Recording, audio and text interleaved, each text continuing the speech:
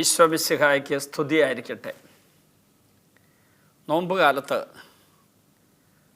ഒരു പ്രത്യേക ആത്മീയ അഭിഷേകത്തിലേക്ക് വളർച്ചയിലേക്ക് കിടക്കേണ്ടതിനായിട്ട് ഒരു തിരുവചനം നമ്മളിപ്പോൾ ധ്യാനിക്കുകയാണ്. ദിനവൃത്താന്തം 2-ാം പുസ്തകം 7-ാം അധ്യായം 14-ാം തിരുവചനം. എൻ്റെ നാമം പേറുന്ന എൻ്റെ ജനം എന്നെ അന്വേഷിക്കുകയും തങ്ങളെ തന്നെ എളിമപ്പെടുത്തി പ്രാർത്ഥിക്കുകയും തങ്ങളുടെ ദുർമാർഗങ്ങളിൽ നിന്ന് പിന്തിരിയുകയും ചെയ്താൽ സ്വർഗത്തിൽ നിന്ന് ഞാൻ അവരുടെ പ്രാർത്ഥന കേൾക്കും, ഞാൻ അവരുടെ പാപം ക്ഷമിക്കും, ഞാൻ അവരുടെ ദേശം സമ്പുഷ്ടമാക്കും. ഈ ദേശം സമ്പുഷ്ടമാക്കുമെന്ന് പറഞ്ഞതിൻ്റെ അർത്ഥം നമ്മുടെ ഈ ലോകത്തിലെ ഭൗതിക ജീവിതത്തിലെ എല്ലാ മാനങ്ങളിലേക്കും എല്ലാ തലങ്ങളിലേക്കും ദൈവാനുഗ്രഹം ഇറങ്ങി വരുമെന്നാണ്. പക്ഷേ നമ്മളൊക്കെ സാധാരണ പ്രാർത്ഥിക്കുമ്പോൾ അങ്ങനെ ഭൗതിക ലൗകിക തലങ്ങളിൽ ശാരീരിക ആരോഗ്യത്തിൻ്റെ കാര്യത്തിൽ സമ്പത്തിൻ്റെ കാര്യത്തിലൊക്കെ ദൈവാനുഗ്രഹം വേണം, ദൈവത്തിൻ്റെ സപ്പോർട്ട് വേണം എന്നൊക്കെ നമ്മൾ ആഗ്രഹിക്കുകയും പ്രാർത്ഥിക്കുകയും ചെയ്യുന്നുണ്ടെങ്കിലും അതിന് തമ്പുരാൻ നൽകിയിരിക്കുന്ന ഒരു വ്യവസ്ഥ, എൻ്റെ നാമം പേറുന്ന എൻ്റെ ജനം, ഹൃദയത്തിൽ ദൈവത്തിന് ഇടം കൊടുത്ത് ഹൃദയത്തെ ആത്മാവിനെ സക്രാരിയാക്കി മാറ്റി ശരീരത്തെ ദൈവാലയമാക്കി മാറ്റി ജീവിക്കുന്ന വ്യക്തികൾക്ക് ദൈവത്തെ സംവഹിക്കുന്നവരെന്നവരെ വിളിക്കാം. എൻ്റെ നാമം പേറുന്ന എൻ്റെ ജനം എന്നവരെ വിളിക്കാം. അങ്ങനെയുള്ള ദൈവമക്കൾക്ക് അടുത്ത കാര്യങ്ങൾ പറയുകയാണ്. എൻ്റെ നാമം പേറുന്ന എൻ്റെ ജനം എന്നെ അന്വേഷിക്കണം. എന്താണ് ദൈവത്തെ അന്വേഷിക്കുക എന്ന് പറഞ്ഞാൽ? ദൈവം ഉണ്ടോ എന്നുള്ള അന്വേഷണമല്ല, ദൈവത്തിന് എന്നെക്കുറിച്ചുള്ള പദ്ധതി എന്താണ്, അത് ഓരോ നിമിഷവും നമ്മൾ അന്വേഷിക്കേണ്ട കാര്യമാണ്. കാര്യം എന്താണെന്ന് ചോദിച്ചാൽ, ഈ നിമിഷത്തിൽ ദൈവത്തിൻ്റെ തിരിഹിതം എന്താണ്? ഇപ്പോൾ ഈ പ്രസംഗം നിങ്ങളുടെ മുമ്പിലേക്ക് നൽകുവാൻ വേണ്ടി തമ്പുരാൻ ഒരു പ്രത്യേക നിയോഗം എൻ്റെ മുമ്പിൽ വെച്ചപ്പോൾ അത് ദൈവനിയോഗമാണെന്ന് തിരിച്ചറിയാനുള്ള കാരണം, അത് ചെയ്യണം എന്ന് ഞാൻ തീരുമാനിക്കാനുള്ള കാരണം, ഞാൻ ഉള്ളിൽ തമ്പുരാനോട് ആലോചന ചോദിച്ചു. അപ്പോൾ തമ്പുരാൻ എന്നോട് അത് ചെയ്യണം എന്നെൻ്റെ ഉള്ളിൽ എനിക്ക് പറഞ്ഞു തന്നു. ദൈവാന്വേഷണം എന്ന് പറയുന്നത് ദൈവം ഉണ്ടോ ഇല്ലയോ എന്നുള്ള അന്വേഷണമല്ല, ദൈവത്തിൻ്റെ തിരിഹിതാന്വേഷണമാണ്. ദൈവേച്ഛ എന്താണ്, ഓരോ നിമിഷത്തിലും ഓരോ കാര്യത്തിലുള്ള ദൈവത്തിരിഹിതം എന്താണെന്നുള്ള അന്വേഷണമാണ്. അതിന് കണ്ണടച്ച് പ്രാർത്ഥിക്കുമ്പോൾ ദർശനം കണ്ടതുകൊണ്ട് മാത്രമല്ല ദൈവത്തിരിഹിതം അറിയുന്നത്. അങ്ങനെ വരം കിട്ടിയവരുണ്ട്, സ്വർഗീയ ദർശനങ്ങളിലൂടെ ദൈവസ്വരം കേൾക്കുന്നവരുണ്ട്, ദൈവത്തിൻ്റെ തിരിഹിതം അറിയുന്നവരുണ്ട്. പക്ഷേ അതൊന്നും അല്ലാത്തവർ, അവരൊരു നിമിഷം അവരുടെ ചിന്തകളെ അവരുടെ മനസ്സിനെ ദൈവത്തിങ്കിലേക്ക് ഉയർത്തുക, എന്നിട്ട് ഉള്ളിൽ തമ്പുരാനോടൊന്ന് സംസാരിക്കുക. ദൈവമേ, ഞാൻ എന്താ ചെയ്യേണ്ടത്? അപ്പോൾ ഉള്ളിൽ നല്ല തോന്നിപ്പുകളായി, നല്ല ഉൾക്കാഴ്ചകളായി, നല്ല നിവേശനങ്ങളായി തമ്പുരാൻ നമ്മോട് സംസാരിച്ചു കൊള്ളും.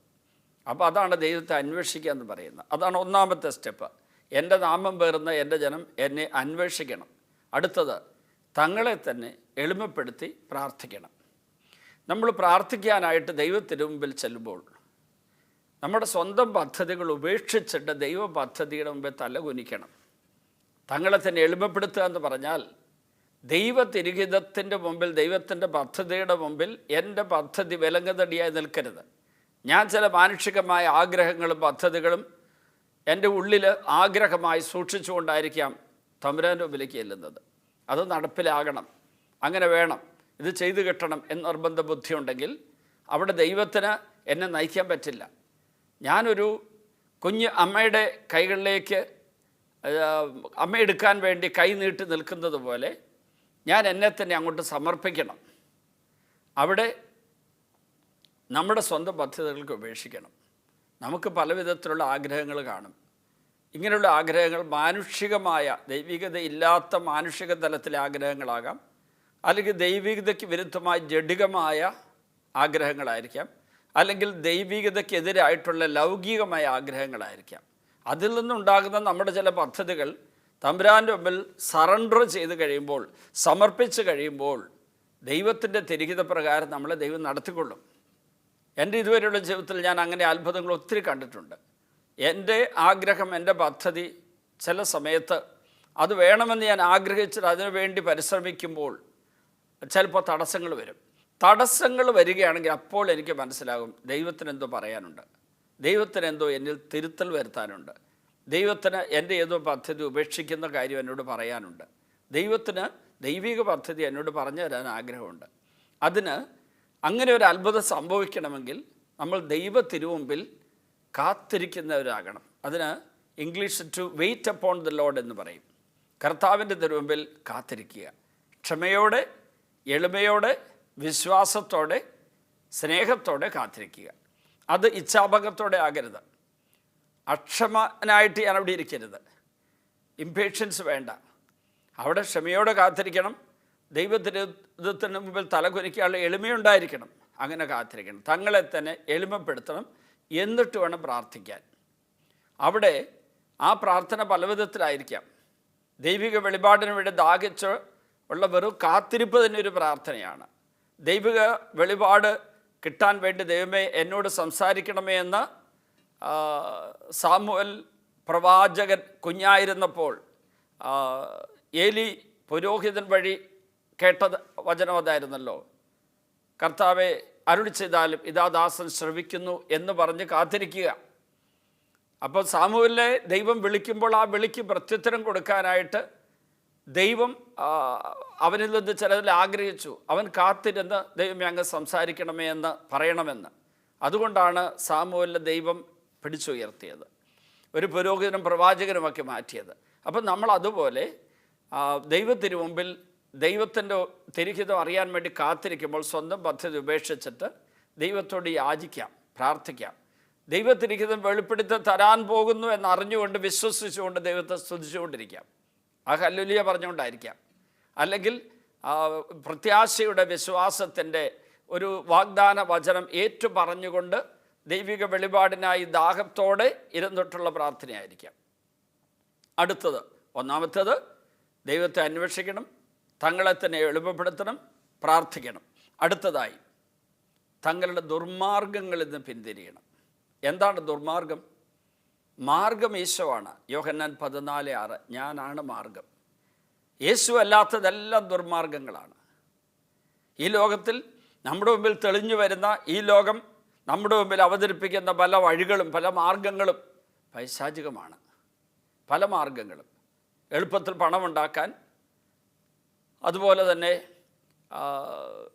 കള്ളനോട്ടടിച്ച് പണമുണ്ടാക്കാൻ, പോക്കറ്റ് അടിച്ച് പണമുണ്ടാക്കാൻ, അല്ലെങ്കിൽ കൈക്കൂലി വാങ്ങി പണമുണ്ടാക്കാൻ നോക്കുന്നു, വ്യാജരേഖകളുണ്ടാക്കി ജോലി ഉണ്ടാക്കാൻ നോക്കുന്നു, അല്ലെങ്കിൽ ദൈവികമല്ലാത്ത സുഖാസ്വാദനത്തിൻ്റെ മേഖലകൾ നമ്മുടെ മുമ്പിൽ തെളിഞ്ഞു വരുന്നു. പിശാചൊരുക്കുന്ന വഴികളാണ്. അത് വിശാലമേറിയതാണ്. ഇപ്പോൾ അത് സുഖം തരുന്നതായിരിക്കാം, പക്ഷേ നിത്യനാശത്തിലേക്കും ഒരിക്കലും ദൈവികമായ സാന്നിധ്യത്തിൻ്റെ സുഖാസ്വാദന മേഖലയിലേക്ക് വളരാൻ പറ്റാത്ത ദുരന്തത്തിലേക്ക് അത് നമ്മളെ നയിച്ചെന്ന് വരാം. അപ്പോൾ ഈ ദൈവികമല്ലാത്ത മാർഗങ്ങൾ വെടിയണം. അവിടെ പറഞ്ഞിരിക്കുക ദുഷ്ടമാർഗങ്ങൾ വെടിയണം, കുമാർഗങ്ങൾ വെടിയണം. അത് പിശാച് അവതരിപ്പിക്കുന്നതാണ്. അപ്പോൾ എൻ്റെ നാമം പേർന്ന് എൻ്റെ ജനം എന്നെ അന്വേഷിക്കണം, തങ്ങളെ തന്നെ എളിമപ്പെടുത്തി പ്രാർത്ഥിക്കണം, തങ്ങളുടെ ദുർമാർഗങ്ങളിൽ നിന്ന് പിന്തിരിയണം.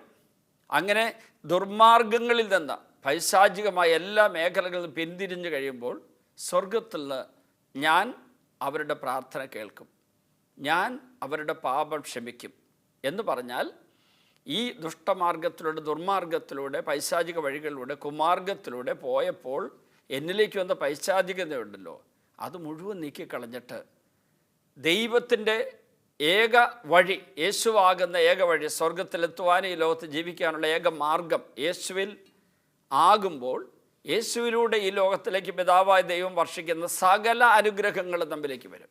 പാപക്ഷമയുടെ ഫലമായി വരുന്ന അതാണ്. സകല അനുഗ്രഹങ്ങളും വരും. യേശുവിലൂടെ പിതാവായ ദൈവം ലോകത്തിന് നൽകിയ ഏറ്റവും വലിയ സമ്മാനം പരിശുദ്ധാത്മാവാണ്. യേശുവിലൂടെ നൽകിയ ഏറ്റവും വലിയ സമ്മാനമായ പരിശുദ്ധാത്മാവ് നമ്മിൽ വന്ന് നിരന്തരം നമ്മെ വഴി നടത്തും, നിത്യസഹായകരായി നമ്മുടെ കൂടെ ഉണ്ടാകും. അപ്പോൾ പ്രിയപ്പെട്ട ദൈവജനമേ, അതിൻ്റെ ഫലമായിട്ട് നമുക്ക് ഈ ലോകത്തിൽ ജീവിക്കാൻ ആവശ്യമായ ലൗകിക സമ്പത്ത്, അനുഗ്രഹങ്ങൾ, സാമ്പത്തികമായിരിക്കാം, അല്ലെങ്കിൽ ജോലിപരമായിരിക്കാം, അല്ലെങ്കിൽ കൃഷിപരമായിരിക്കാം, അല്ല ആരോഗ്യപരമായിരിക്കും, അങ്ങനെയുള്ള അനുഗ്രഹങ്ങൾ ലഭിക്കും. ആ ഒരു വചനം ഒരിക്കൽ കൂടി ഞാൻ പറയട്ടെ. എൻ്റെ നാമം പേർന്ന് എൻ്റെ ജനം എന്നെ അന്വേഷിക്കണം, തങ്ങളെ തന്നെ എളിമപ്പെടുത്തി പ്രാർത്ഥിക്കണം, തങ്ങളുടെ ദുർമാർഗങ്ങളിൽ നിന്ന് പിന്തിരിയണം. അപ്പോൾ സ്വർഗത്തിൽ നിന്ന് ഞാൻ അവരുടെ പ്രാർത്ഥന കേട്ട് അവരുടെ പാപം ക്ഷമിച്ച് അവരുടെ ദേശം സമ്പുഷ്ടമാക്കും. ഈ വചനത്തിൽ വിശ്വാസം അർപ്പിച്ചുകൊണ്ട്, ഈ വചനത്തിലൂടെ നമ്മോട് സംസാരിച്ച ദൈവത്തിൻ്റെ സ്വരത്തിൽ വിശ്വാസം അർപ്പിച്ചുകൊണ്ട് ദൈവിക പദ്ധതി അനുസരിച്ച് ഒരു വിശുദ്ധ ജീവിതത്തിലാണ് നമുക്ക് ശ്രമിക്കാം. കർത്താവേ, ഈ വചനത്തിൻ്റെ ജീവനും ശക്തി, അഭിഷേകവും വെളിച്ചവും എല്ലാം ഞങ്ങൾക്ക് നൽകണമേ. ഈ വചനമനുസരിച്ച് ജീവിക്കാൻ ഞങ്ങളെ സഹായിക്കണമേ. പിതാവിൻ്റെയും പുത്രൻ്റെയും പരിശുദ്ധാത്മാവിൻ്റെയും നാമത്തിൽ ആമേൻ.